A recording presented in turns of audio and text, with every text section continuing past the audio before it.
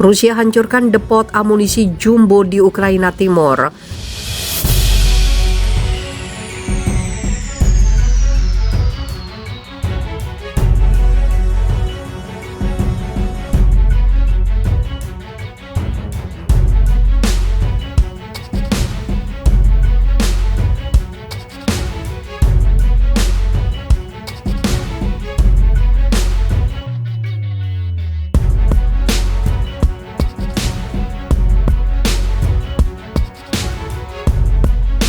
Kementerian Pertahanan Rusia menyatakan pada hari Jumat 6 Mei 2022 bahwa misilnya telah menghancurkan gudang amunisi besar di kota Kramatorsk, Ukraina Timur. Seperti dilansir Reuters, Kemhan Rusia juga mengatakan pertahanan udaranya telah menembak jatuh 2 pesawat tempur Ukraina Su-25 dan MiG-29 di wilayah timur Luhansk. Sejauh ini belum ada keterangan lebih lanjut dari 2 klaim tersebut. Sebelumnya, rudal kaliber milik Rusia juga menghantam depot senjata di wilayah Zaporizhia, Ukraina Tengah. Gudang tersebut menampung senjata dari Amerika Serikat dan negara Eropa yang akan disumbangkan ke Ukraina. Kemhan Rusia menyebutkan angkatan udaranya telah menghancurkan 56 militer Ukraina yang menjadi sasaran dalam semalam. Walau begitu, belum diketahui jenis senjata yang disimpan di dalam hanggar. Rudal itu telah menghancurkan hanggar dengan jumlah besar senjata asing dan amunisi yang dipasok ke tentara Ukraina oleh Amerika Serikat dan negara Eropa.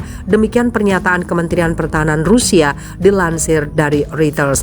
Adapun Moskow telah beberapa kali memperingatkan Amerika Serikat bahwa pengiriman besar senjata barat ke Ukraina memicu konflik tidak kunjung berakhir. Amerika Serikat memang mengatakan jika NATO telah mengesampingkan pengiriman pasukan ke Ukraina, namun Washington dan sekutunya di Eropa telah memasok sejumlah besar senjata ke Kiev, termasuk pesawat nirawak dan rudal anti pesawat dan anti tank.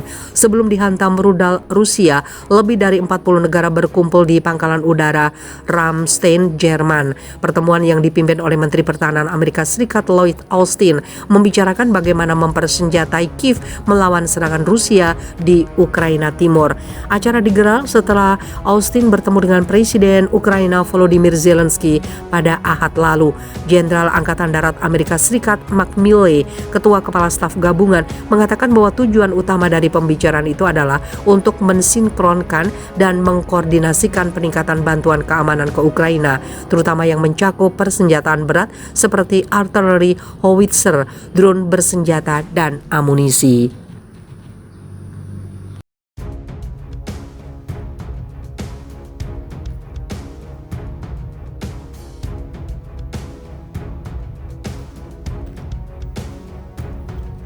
Korea Utara mendukung penuh invasi Rusia ke Ukraina, segera kirim pasukan atau rudal. Pemerintah Korea Utara akan segera mengirim pasukan ke Ukraina untuk mendukung invasi Rusia ke negara itu. Unggahan media sosial mengklaim Korea Utara memutuskan mengirim pasukan ke Ukraina untuk mendukung Rusia, mengutip sebuah laporan oleh media pemerintah Rusia. Namun laporan tersebut tidak menyebutkan Korea Utara mengirim pasukan ke Ukraina. Belum ada laporan atau pernyataan resmi untuk mendukung klaim tersebut hingga 26 April 2022. Para ahli Korea Utara kepada AFP mengatakan sangat tidak mungkin Pyongyang akan mengerahkan pasukan ke Ukraina. Media Rusia melaporkan Korea Utara telah memutuskan mengirim pasukan ke Ukraina untuk mendukung Rusia. Tulis sebuah posting berbahasa Korea yang dibagikan pada 15 April di Neverblog. Klaim serupa dibagikan dalam video YouTube berjudul Media Pemerintah Rusia melaporkan Korea Utara memutuskan untuk mengirim pasukan ke Ukraina. Video tersebut mengutip sebuah laporan yang diterbitkan pada 14 April oleh kantor berita negara TASS Rusia. Klaim yang sama dibagikan di komunitas online Korea Selatan, Daum Cafe di sini dan di sini. Laporan TASS yang dikutip dalam unggahan tersebut tidak menyebutkan Korea Utara mengirim pasukan ke Ukraina. Laporan itu berjudul Rusia memperhatikan dukungan Korea Utara untuk operasi di Ukraina, kata diplomat.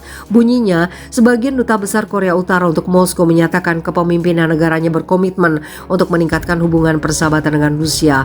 Laporan tersebut mengutip Direktur Departemen Asia Pertama Kementerian Luar Negeri Rusia, Georgy Zinoviev.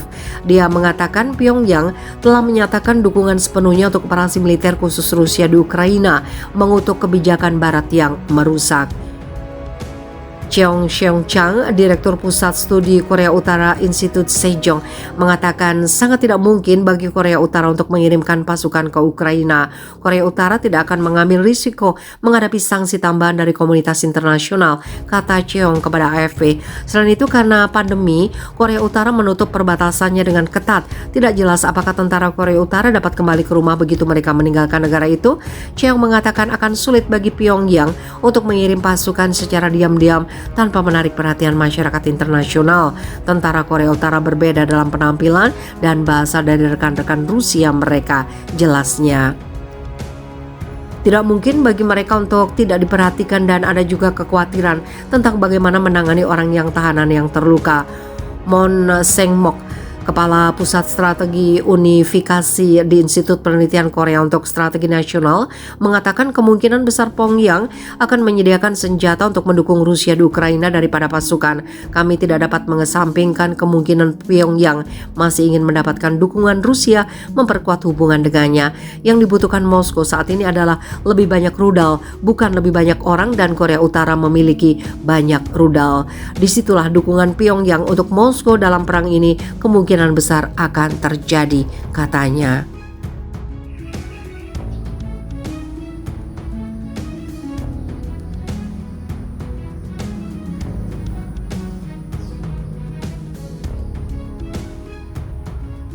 Uni Eropa terpecah, Hungaria tolak dukung sanksi baru Rusia.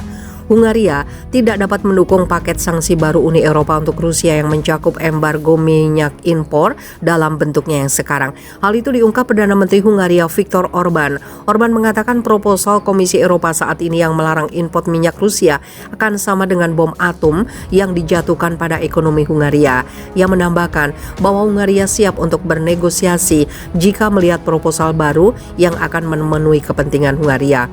Eksekutif Uni Eropa pada Rabu lalu mengusulkan paket sanksi terberat terhadap Moskow atas perang di Ukraina, tetapi beberapa negara khawatir tentang dampak pemotongan impor minyak Rusia menghalangi kesepakatan. Sejumlah negara UE wilayah timur khawatir bahwa penghentian itu tidak akan memberi mereka cukup waktu untuk beradaptasi. Meskipun para diplomat mengatakan Hungaria dan Slovakia akan diberikan waktu hingga akhir 2023. Orban mengatakan kepada radio pemerintah bahwa Hungaria akan membutuhkan 5 tahun dan melakukan investasi besar di kilang serta jaringan pipanya untuk dapat mengubah sistemnya saat ini yang bergantung sekitar 65% pada minyak Rusia. Kami tahu persis apa yang kami butuhkan. Pertama-tama kami membutuhkan 5 tahun agar seluruh proses ini selesai